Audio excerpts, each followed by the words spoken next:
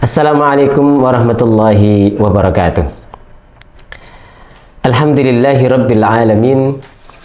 Wassalatu wassalamu ala al-mustafa al-amin wa ala alihi wa sahbihi ajma'in wa man tabi'ahum bi ihsanin ila yaumiddin. Sobat pencinta ilmu, selamat datang di pertemuan perdana kita dalam kajian ilmu nahwu, ilmu yang menjadi pondasi dalam memahami keindahan dan kedalaman bahasa Arab. Di awal langkah kini, kita akan mengenal sejarah munculnya ilmu nahwu. Insya Allah, dengan niat yang lurus dan semangat yang mudah-mudahan terus-menerus, nahwu akan menjadi sahabat akrab dalam perjalanan ilmu sobat sekalian. Maka mari kita mulai dengan bismillah. Ilmu nahwu adalah salah satu ilmu dalam bahasa Arab, dan dia merupakan salah satu cabang dari 12 cabang dalam ilmu bahasa Arab. Namun, tahukah Anda apa sih sebenarnya ilmu nahwu itu? Bagaimana asal muasalnya dan apa sih kelebihan dan manfaat yang akan kita dapatkan ketika mempelajari ilmu nahwu? Anda penasaran? Simaklah ulasan kami berikut ini. Kalau dilihat dari segi pengertian, nahwu itu berasal dari kata naha yanhu. An-nahwu itu kalau secara bahasa artinya banyak ya. Bisa bermakna tujuan, arah, maksud. Bahkan lebih dari itu, kadang bisa dimaknai secara bahasa itu metode, ya, jalan, bagian, kira-kira, sebagian, seperti, sisi, atau arah, sekitar, dan bahkan juga bisa dimaknai seperti ka, yaitu bagaikan. Itu bagaikan. Ini kalau dilihat secara bahasa. Adapun secara istilah, sebenarnya banyak sekali para ilmuwan yang mendefinisikan kata atau ilmu nahwu itu sendiri. Akan tetapi kita ambilkan yang secara umum mengatakan bahwa ilmu nahwu adalah ilmu yang mempelajari kaidah-kaidah bahasa Arab untuk mengetahui keadaan akhir kata dalam suatu kalimat. Baik ini dari segi i'rab, ini perubahan, maupun bina. Tetap, ini hal yang tetap. Al-Imam Asy-Syafi'i, kita tidak dapati beliau mendefinisikan kata nahwu sendiri, akan tetapi beliau sangat menekankan pentingnya, menekankan pentingnya ilmu nahwu dalam memahami Al-Quran dan As-Sunnah. Dalam perkataannya beliau mengatakan, man tabahhara fin nahwi ihtada ila kullil ulum. Man tabahhara fin nahwi ihtada ila kullil ulum. Barang siapa yang menguasai ilmu nahwu, maka dia akan dimudahkan kepada semua ilmu. Anda ingin bisa menafsirkan Al-Quran, Anda ingin memahami tentang hadis-hadis Nabi, semuanya berbahasa Arab. Bahkan perkataan para ulama banyak yang disebutkan di dalam kitab-kitabnya berbahasa Arab. Maka untuk bisa memahami itu semua dibutuhkan salah satu ilmunya, yaitu ilmu nahwu. Meskipun kita tidak menafikan ilmu-ilmu yang lain dari alat-alat bahasa Arab ini. Oleh karenanya, sebelum kita memperdalam lebih lanjut tentang ilmu nahwu itu sendiri, ada baiknya kita mengenal atau mendengarkan tentang sejarah munculnya ilmu nahwu. Jadi sebenarnya sejak dahulu kala, bangsa Arab itu sudah sangat terkenal sebagai bangsa yang memiliki kemampuan di dalam berucap, kefasihan ucapan. Mereka adalah bangsa yang memiliki sastra yang sangat tinggi. Nah, hal ini dibuktikan pada zaman jahiliyah dahulu itu ada pasar namanya pasar Ukad.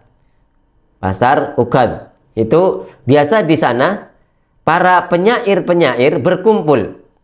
Itu sepekan sekali itu diadakan para penyair berkumpul untuk berlomba mengutarakan tentang syair-syair bahasa Arab di antara mereka. Dan pasar Ukad ini terletak di kota Mekah ya pada zaman itu.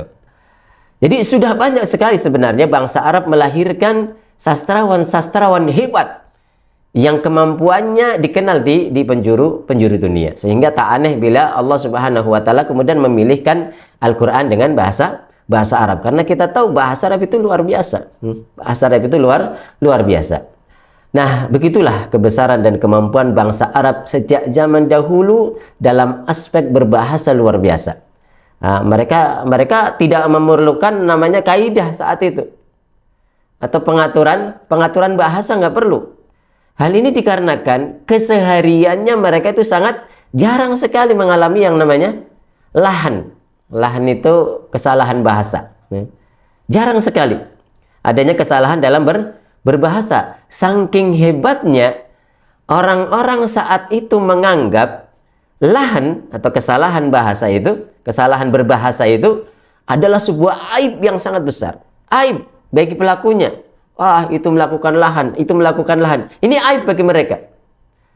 Nah, terus hal ini turun temurun. Singkat cerita kemudian turunlah Rasulullah Shallallahu Alaihi Wasallam dengan membawa agama Allah di tengah-tengah bangsa Arab. Beliau menyebarkan agama Islam hingga tersebar ke berbagai penjuru dunia. Nah, di seluruh, terutama kalau pada waktu Nabi Muhammad SAW menyebar di kalangan Arab, di kalangan Arab. Maka terus ketika Islam itu menyebar, maka tentu bahasa Arab tidak bisa dipisahkan dengan Islam. Kita tahu begitu Islam menyebar di berbagai bangsa sampai ke bangsa non Arab juga. Ini kan berkonsekuensi bahasa Arab juga meninggi. Bahasa Arab itu juga diberlakukan. Akhirnya penyebaran agama Islam yang tersebar ke penjuru Jazirah Arab membuat orang-orang ini berusaha juga untuk memahami bahasa Arab. Islam semakin tersebar di berbagai wilayah, termasuk wilayah-wilayah yang tidak menggunakan bahasa Arab. Nah, karena Islam ini terus berkembang dan bahasa Arab tidak bisa dipisahkan dari Islam, maka banyak non-Arab atau ajam, ya, kita katakan ajam, yang mencoba untuk berbicara menggunakan bahasa Arab. Nah, maka kondisi ini kemudian menjadikan banyak kaum muslimin yang melakukan lahan atau mengalami lahan. Lahan itu kesalahan berbahasa. Baik itu orang Islam dari kalangan bangsa Arab sendiri dan juga kalangan non-Arab. Nah, hal ini diperparah dengan banyaknya kaum muslimin yang memakai kalimat-kalimat atau kata-kata yang tidak tepat dengan konteks pembicaraan aslinya. Selain itu, di antara mereka juga sering terjadi kesalahan dalam membaca harokat. Nah, harokat yang harusnya A dibaca I, harusnya dibaca nasab, tapi dia baca jar. Pernah lahan ini terjadi di zaman Umar radhiyallahu taalaan. Jadi jauh sebelum, dan masih sangat jarang sekali. Masih sangat jarang sekali. Di antaranya adalah ketika juru tulis Abu Musa al-Asy'ari menulis surat kepada Umar bin Khattab dengan tulisannya min Abu Musa al-Asy'ari ila Umar ibn al-Khattab. Melihat tulisan ini maka Umar marah. Min Abu Musa al-Asy'ari. Maka Umar mengutus dengan mengucapkan anqanni katibaka syautan. Semestinya engkau memukul juru tulismu itu dengan cemeti. Nah, jadi seharusnya kalimat tadi adalah, yang benar adalah min Abi Musa al-Asy'ari. Tapi sang juru tulis tadi menulisnya dengan min Abu Musa. Ada khata. Ini namanya lahan. Juga Umar pernah melewati satu kaum yang latihan memanah, yang lagi latihan memanah. Kemudian ternyata anak panahnya ketika dilesatkan itu meleset dari sasarannya. Kemudian Umar menegur mereka. Nah, saat itu orang-orang yang sedang latihan tadi mengatakan, inna qaumun muta'allimin. Jadi dia ingin mengatakan, kami baru belajar wahai Umar. Inna qaumun muta'allimin. Tapi mereka salah dalam berucap. Mereka mengucapkannya inna qaumun muta'allimin. Yang benar harusnya adalah inna qaumun muta'allimun. Maka mendengar ini, Umar yang tadinya ingin membenarkan cara memanah mereka, melihat ucapan mereka yang salah, kemudian mengatakan la khata'ukum fi lisanikum ashad alayya min khata'ikum fi ramyikum. La khata'ukum fi lisanikum ashaddu alayya min khata'ikum fi ramyikum. Sungguh kesalahan kalian pada lisan-lisan kalian lebih parah daripada kesalahan kalian terhadap melesetnya anak panah kalian. Pernah juga terjadi kesalahan dalam bacaan Al-Quran. Yani seorang membaca Al-Quran tapi salah membaca. Yaitu pada kalimat Annallaha bari'um minal musyrikina wa rasulih. Dia mengatakan minal musyrikina wa rasulih. Ini tentu sangat fatal sekali. Kalau bacanya wa rasulih itu berarti artinya adalah sesungguhnya Allah Subhanahu wa taala berlepas diri dari orang-orang musyrik dan rasulnya. Bagaimana mungkin Allah berlepas diri kepada rasulnya? Maka kalimat yang benar harusnya adalah annallaha bari'un minal musyrikina wa rasuluh. Lamnya huna dhammah. Lamnya di sini dhammah. Jadi bahwa Allah dan rasulnya berlepas diri dari orang-orang musyrik. Tapi kalau salah baca tadi, maka maknanya juga fatal. Oleh karenanya itu dibutuhkan kaidah-kaidah yang meluruskan hal-hal tersebut. Pada perkembangannya, lahan semakin banyak terjadi. Lahan semakin banyak terjadi. Nah, hal ini kemudian menimbulkan kerisauan. Nah, sampai akhirnya muncullah kaidah bahasa Arab. Nah, sejarah lahirnya ilmu nahwu ini bermula dari kerisauan seorang yang bertamu ke rumah putrinya di Basrah, ini sebuah negeri di Irak. Beliau adalah Abul Aswad Ad-Du'ali. Pada saat itu putrinya mengatakan, ya abati, ma asyaddul harri. Ma asyaddu al-harri. Dalam riwayat lain dikatakan, ma ajmalus sama. Ma ajmalu sama. Yani sang putri mengatakan, ma ajmalu as-sama'i. Maka ayahnya menjawab nujumuha. Jadi seakan putrinya itu kayak mengucapkannya itu kayak bertanya. Makanya dijawab sama ayahnya.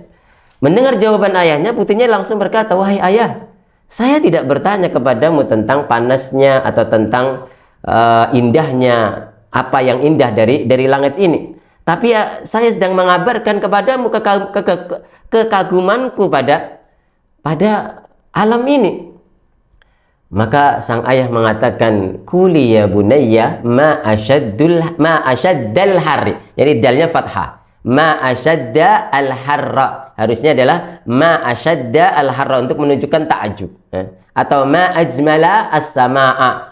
Ma ajmalas sama. Ini namanya ta'ajub. Tapi kalau didomahkan ma ajmalus sama atau ma asyaddul har, itu adalah pertanyaan.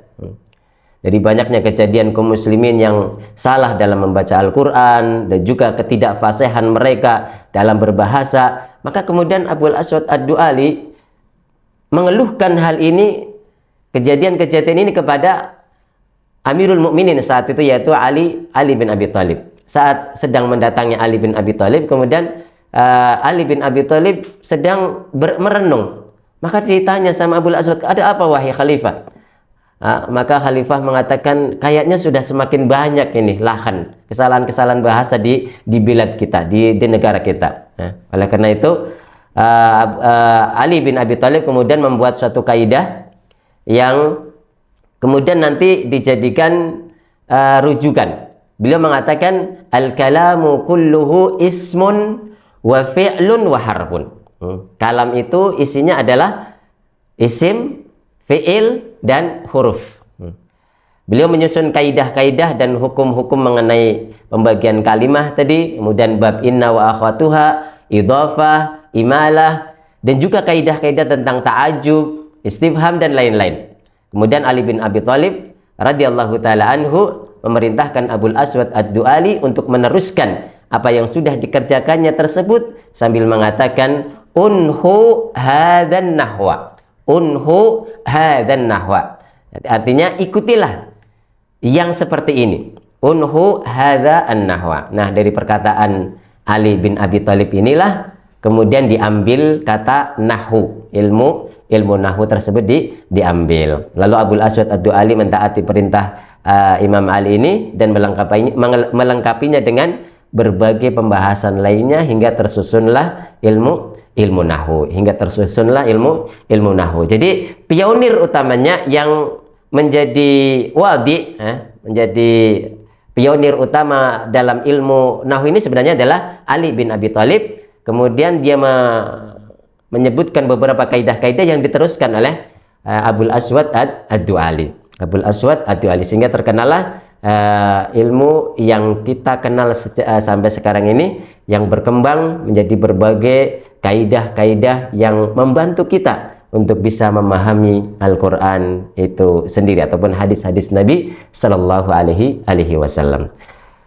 Nah, ini mungkin pada pertemuan perdana ini kita sebutkan tentang sejarahnya dulu, dan insya Allah pada pertemuan-pertemuan berikutnya kita akan membahas pada awalnya tentang mungkin tujuan kenapa kita mempelajari ilmu nahu, kemudian apa manfaatnya dan kelebihan-kelebihannya. Barulah kemudian kita akan masuk pada pelajaran nahu yang insya Allah akan kita bahas tentang ilmu nahu yang lebih sederhana sehingga tidak memberatkan para pemirsa sekalian. Apa yang benar tentu hanya datang dari sisi Allah Subhanahu wa taala. Kalau ada salah keliru mohon maaf.